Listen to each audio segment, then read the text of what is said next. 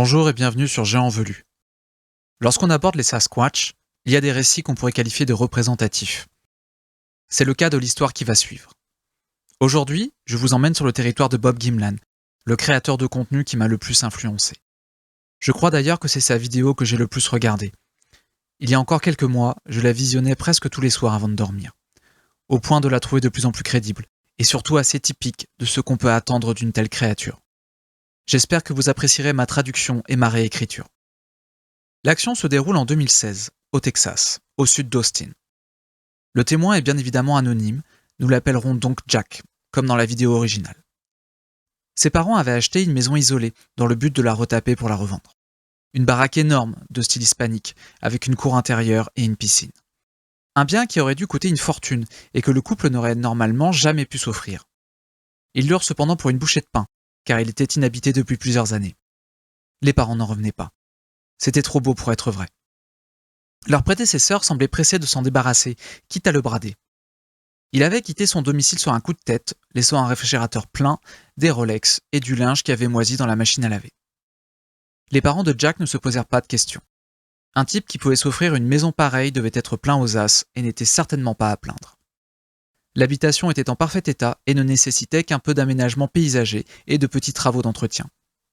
Il n'y avait pas besoin de faire appel à un artisan pour le plus grand bonheur des nouveaux occupants. Mais Jack remarqua rapidement que le comportement de ses parents commençait à changer. Ils étaient de moins en moins ambitieux concernant les rénovations et semblaient disposés à vendre dès que possible. Il se souvient même les avoir entendus marmonner quelque chose sur le fait d'être loin des hôpitaux et de ne pas bien dormir la nuit. À cette époque, Jack était encore étudiant et vivait à Austin, à 2 heures de route. Un jour, sa mère l'appela pour lui demander de rester avec elle, car son père était en déplacement. Il fut frappé par la requête, car ses parents étaient tous les deux très autonomes et ne demandaient que rarement de l'aide. Sa mère déclarait ne pas aimer être aussi isolée, ce qu'il trouvait étrange, car leur précédente maison se trouvait en pleine campagne, sur une propriété de 8 hectares, à quelques kilomètres seulement de leur emplacement actuel. Ils avaient même 2 bergers allemands et un husky pour leur tenir compagnie et décourager d'éventuels intrus. Lorsque Jack alla passer la nuit chez sa mère, il ne put s'empêcher de ressentir quelque chose d'étrange. S'il n'a jamais entendu de bruit suspect, il trouvait néanmoins bizarre de n'avoir aperçu aucun gibier sur la propriété. Ni cerf, ni lapin, ni sanglier. Même les cigales semblaient moins bruyantes. Cette nuit-là, les lumières à détecteur de mouvement qui séparaient la maison des bois se déclenchèrent. Jack ignorait d'ailleurs que ses parents les avaient installées. Sa mère lui expliqua qu'elles s'allumaient presque tous les soirs, sans que personne ne sache pourquoi. Mais elle sentait qu'il valait mieux tirer les rideaux au coucher du soleil. Jack est toujours incapable d'expliquer pourquoi il n'est pas sorti mener l'enquête. Il mesure plus d'1,90 m, a passé quelques années dans l'armée et sait se défendre. Il ne dirait pas qu'il n'a peur de rien, mais certainement pas de quelque chose au fond du jardin. Et c'est peut-être ce qui l'a le plus perturbé dans toute cette histoire. Les occupants de la maison se sentaient constamment vulnérables, comme des proies, et il leur semblait judicieux de sortir le moins possible. À un autre endroit, Jack se serait précipité à l'extérieur pour en avoir le cœur net. Mais pas ici. Cela ne lui semblait même pas être une option viable. Bob Gimlan s'est longtemps entretenu avec le témoin. Il décrit le jeune homme comme pragmatique et terre-à-terre. Jack pensait d'abord que des cambrioleurs faisaient du repérage. La maison était après tout luxueuse et n'était peut-être habitée que quelques semaines dans l'année.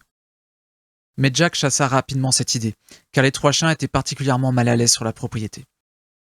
Si bien qu'ils préféraient uriner dans leur caisse plutôt que de demander à sortir une fois la nuit venue. La famille finit d'ailleurs par leur aménager un petit espace dans la cour intérieure, ce qui leur convenait parfaitement. Les 3 animaux n'avaient aucun problème à faire leurs besoins dans l'enceinte fortifiée, mais refusaient une fois à l'extérieur. Et les forcer à s'aventurer si près des bois pendant la nuit semblait tout simplement cruel, sans que personne ne puisse expliquer ce sentiment. Les chiens avaient pourtant passé la majeure partie de leur existence à quelques kilomètres de là. L'environnement, les sons et les odeurs auraient dû être en théorie les mêmes. Le malaise était si lourd, si palpable, que Jack demanda immédiatement à sa mère ce qu'il se passait. Elle se contenta de hausser les épaules et d'évoquer la présence d'un hypothétique grand félin. Une réponse dont Jack se contenta pendant un temps. Les 3 chiens avaient pourtant l'habitude de courir après des lynx et des coyotes. Un grand puma pouvait-il avoir cet effet sur eux ? Jack pensait que ce n'était pas impossible. Quoi qu'il en soit, il trouvait la propriété extrêmement désagréable, sans qu'il n'arrive à expliquer pourquoi, et ce alors même qu'il n'était venu qu'une poignée de fois pour aider dans les travaux ou garder les chiens. Mais même pendant ces brefs séjours, il affirme qu'il était impossible de ne rien ressentir. Le malaise était constant et oppressant. Plus personne ne voulait rester vivre là-bas, et vendre la maison devenait de plus en plus urgent. Jack remarqua que son père avait commencé à porter une arme à feu à l'intérieur, ce qui ne correspondait pas du tout à ses habitudes ou à sa personnalité. Jack décrivait son père comme un homme courageux, optimiste et généreux, toujours prêt à aider son prochain. Et il sentait que cette maison l'avait transformé en quelqu'un de tendu et de méfiant. Il regardait constamment par la fenêtre, la main sur la crosse de son revolver, comme s'il était prêt à dégainer. Ses parents habitaient là depuis bientôt 1 an, et rien ne s'était amélioré. Au contraire, la situation n'avait fait qu'empirer. Comme ils allaient quitter la maison pour quelques jours, ils demandèrent à Jack et à sa femme de venir s'occuper des chiens. Pour couronner le tout, la propriété se trouvait en périphérie d'un ouragan. Le couple devait donc surveiller la tempête et faire un inventaire des dégâts si nécessaire. Cette nuit-là, les chiens étaient très agités, comme à leur habitude. À contre-cœur, Jack les emmena uriner à l'extérieur, car il avait peur que les tuiles arrachées ne tombent dans la cour et ne les blessent. À peine avait-il mis le pied dehors que les lumières à détection de mouvement se déclenchèrent. Bien qu'il essayait de s'en convaincre, il savait que ça ne pouvait pas être le vent, car ce dernier soufflait déjà depuis plusieurs heures. Une fois leurs besoins faits, il se dépêcha de ramener les animaux en sécurité et essaya tant bien que mal de dormir. Il régnait un silence de mort le matin suivant. Jack et sa femme sortirent inspecter les dégâts potentiels. Il y avait un peu de saleté sur le toit, mais rien d'alarmant. Jack était soulagé qu'aucune tuile ne soit cassée. Mais une mauvaise surprise l'attendait. La maison était en forme de U, et un portail permettait d'accéder à la cour intérieure. Il était imposant et constitué de barreaux verticaux en chaîne. Ils étaient suffisamment espacés entre eux pour éviter tout appel d'air. Une barre de métal horizontale de plus de 2 mètres le maintenait fermé et une lourde chaîne verrouillée à l'aide d'un cadenas passait dans les épais anneaux qui servaient de support. Il était impossible d'enlever la chaîne, à moins de retirer soit le cadenas, soit la barre. Ce matin-là, Jack trouva le portail entrouvert. L'énorme barre de métal gisait sur le sol, alors que le cadenas et la chaîne avaient disparu. Il les trouva un peu plus tard, à 150 mètres au nord-est. Jack ne comprenait pas. Le portail avait été conçu pour permettre au vent de passer au travers, et quand bien même, la barre aurait été le dernier élément à lâcher, après les charnières. Jack pensait que la maison tout entière serait en ruine avant que ce portail ne rende l'âme. Il suspectait même d'être obligé d'utiliser un véhicule pour espérer le bouger. Seulement 20 centimètres de métal dépassaient de chaque côté. C'étaient les seules prises possibles. Jack frissonna. Il semblait clair que quelque chose dont la force était comparable à celle d'un véhicule avait manipulé ce portail pendant la nuit, sans les réveiller. Une entité bien plus forte que lui, et dont les intentions étaient ambiguës, s'était trouvée à moins de 10 mètres de là où le couple dormait. Cette simple pensée lui faisait froid dans le dos. Il jeta un coup d'œil au sol, mais ne vit aucune trace. Les pluies diluviennes avaient tout effacé. Ils passèrent la nuit suivante à l'hôtel. Lorsque ses parents revinrent, il fit tout son possible pour ne pas les alarmer plus que de raison. Il mentionna avec nonchalance que la tempête avait bousillé le portail. Ils acquiescèrent, sans poser de questions. Ce genre d'incident était commun sur la propriété, et les occupants s'y attendaient. À peine 10 jours plus tard, Jack reçut un appel de son petit frère. L'adolescent de 16 ans était seul à la maison, et commençait à avoir peur car il entendait des projectiles tomber sur le toit. Jack lui conseilla de rester à l'intérieur et de tirer les rideaux. Il allait se mettre en route, et serait là d'ici 2 heures.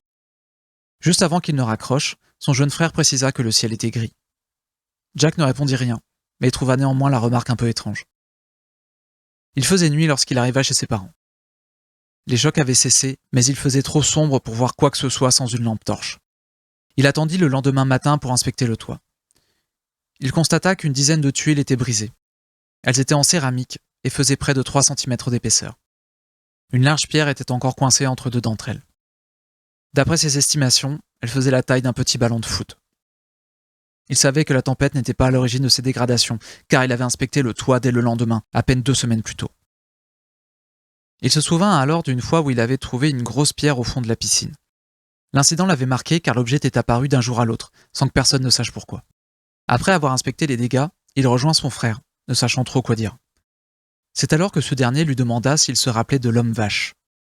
Jack n'y avait pas pensé depuis, mais s'en souvenait effectivement très bien. En 2006, Jack était un adolescent de 16 ans et son frère en avait 6. Ce dernier jouait sur les 8 hectares boisés de leur ancienne maison. En rentrant chez lui, il rapporta avoir vu un homme-vache traverser le ruisseau dans lequel il s'amusait. Il expliqua qu'il était presque aussi haut que la berge, qui s'élevait à près de 4,50 m. La créature devait donc mesurer au moins 3 mètres et se déplacer très vite.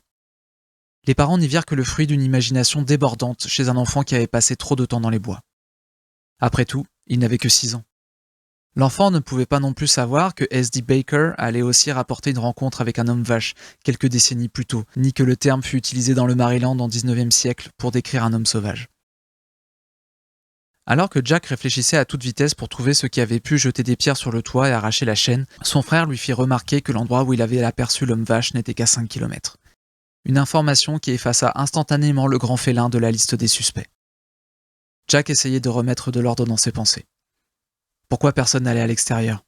Pourquoi les rideaux étaient toujours tirés? D'où venait cette atmosphère si négative et menaçante? Et c'était quoi cet homme vache? Quelques semaines plus tard, ses parents mirent enfin la maison en vente. Ils mentionnèrent au détour d'une conversation qu'ils avaient loué un studio, car ils refusaient de vivre là-bas. Seuls les chiens y étaient encore. Jack était très surpris, car il n'était pas dans leurs habitudes de le mettre devant le fait accompli. Comme il prévoyait d'acheter une nouvelle maison directement après la vente, signer un contrat de location de 6 mois semblait ridicule. Et pourtant, Jack comprenait parfaitement. Il était même soulagé que sa famille ne vive plus sur cette propriété. Il demanda à son père ce qui les avait poussés à déménager. L'homme se tut un moment, avant de répondre qu'il entendait des hurlements. Des cris qui avaient quelque chose de sauvage et de dément. Jack ne prit pas la peine de demander quel genre d'animaux pouvaient être à l'origine de ces sons. Il n'était pas souvent sur place, et il avait pourtant déjà eu plusieurs expériences étranges. Il n'imaginait pas à quoi devait ressembler le quotidien de ses parents. Les cris avaient vraiment dû être terrifiants pour les pousser à partir définitivement, même si Jack soupçonnait que ses parents ne lui avaient pas tout dit. Il fallait plus que des cris pour les faire fuir et payer 6 mois de location. Sa mère ne fit que confirmer ses soupçons. Elle expliqua à son fils que quoi que son père ait vu, il préférait partir plutôt que faire face au problème et le résoudre. Durant son interview, Jack a insisté sur un certain nombre de points. Lui et sa famille ne sont pas des conspirationnistes. Ils ne croient pas aux fantômes et ne sont pas non plus particulièrement superstitieux. Ils ont l'habitude d'être dehors et en pleine nature. La randonnée est même un passe-temps familial régulier. Jack et sa femme sont diplômés du supérieur, ce qui montre qu'ils accordent une importance à la raison, aux faits et à la logique. Le terme Bigfoot ne faisait même pas partie de leur vocabulaire. Jack pourrait compter sur les doigts d'une main le nombre de fois où il a rencontré ce mot. La première fois correspond bien sûr à l'homme vache sans cou de plus de 3 mètres. La deuxième fois, Jack était en formation sur une base militaire du Pacifique Nord-Ouest. Certains de ses confrères étaient persuadés que les Bigfoot ou Sasquatch habitaient certaines zones utilisées pour l'entraînement des soldats. La troisième fois, Jack était en voyage en Allemagne et discutait avec des étudiants russes. Ils lui parlèrent d'un incident qui avait causé la mort d'un groupe de skieurs et dont on attribuait la responsabilité à pareille créature qu'ils appelaient Almas ou Almasti. Très certainement l'histoire du Dyatlov.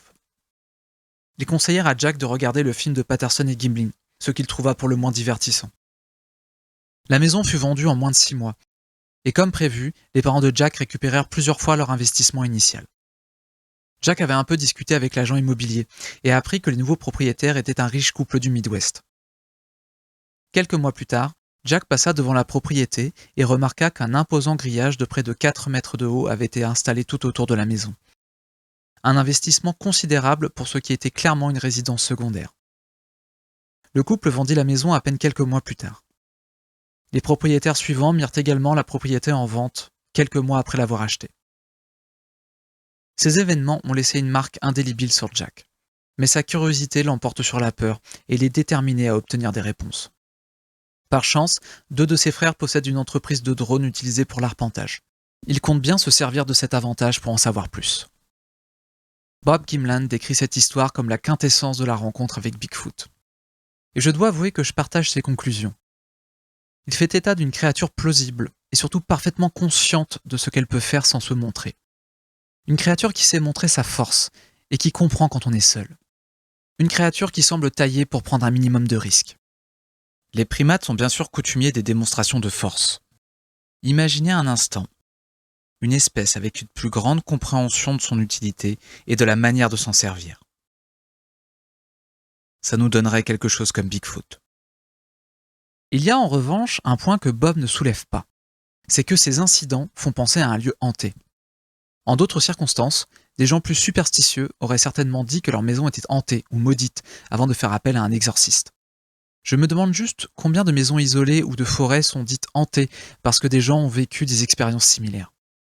Imaginez un instant entendre des cris étranges, voir vos lumières se déclencher sans raison, ou des cailloux lancés depuis nulle part. Imaginez que vous vous promenez en forêt avant d'être soudainement oppressé par un sentiment de menace invisible. Est-ce que vous ne diriez pas que c'est un lieu hanté? C'est tout ce que j'ai pour aujourd'hui. Je voudrais prendre un petit moment pour vous remercier pour vos vues, vos likes et vos commentaires positifs. Ça me fait vraiment très plaisir. N'hésitez pas à vous abonner si ce n'est pas déjà fait, à aimer la vidéo si elle vous a plu, à la partager et à laisser un petit commentaire. Sur ce, comme d'habitude, je vous laisse à vos réflexions et je vous dis à très bientôt.